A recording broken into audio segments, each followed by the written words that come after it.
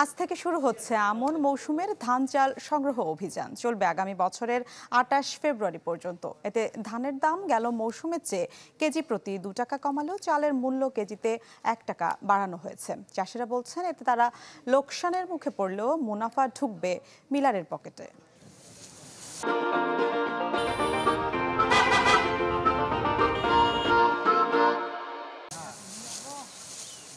বোরো মৌসুমে সরকারিভাবে ধানের দাম ছিল কেজি প্রতি ৩৬ টাকা, অথচ এবার সরকার ধান কিনবে ৩৪ টাকা কেজিতে। ধানের দাম ২ টাকা কমলেও চালের দাম ধার্য করেছে ৪৯ টাকা থেকে বাড়িয়ে ৫০ টাকা। এতে ক্ষুব্ধ আমন চাষিরা।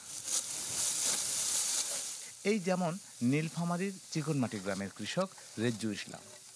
ধান আবাদ করেই সংসার চালান তিনি। বলছেন এমনিতেই রোগবালাই আর প্রাকৃতিক দুর্যোগে ক্ষতিগ্রস্ত হয়েছেন, তাছাড়া উৎপাদন খরচের ধাক্কা তো আছেই।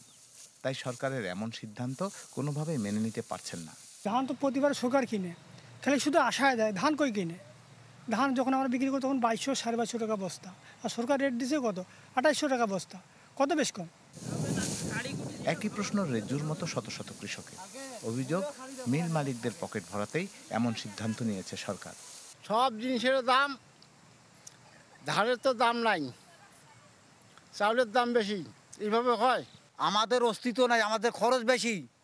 হ্যাঁ, আমরা কৃষক কোথায় যাব, কার কাছে আমরা বলবো? এটা ঊর্ধ্বতন মহলের সিদ্ধান্ত বলে দায় সারলেন খাদ্য নিয়ন্ত্রক। এটা তো একটা জাতীয় বিষয়।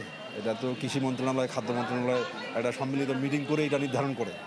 এটা একটা টোটালি জাতীয় বিষয়। এটা ওরা নির্ধারণ করে দেয় আর কি, আমরা সেই অনুপাতেই কেনাকাটা। জেলায় এবার ১১০৫ টন ধান আর ১৪৬২২ টন চাল কিনবে সরকার। শুরু হবে আজ থেকে। রায়হান সবুক্তগিন, চ্যানেল 24, নীলফামারী।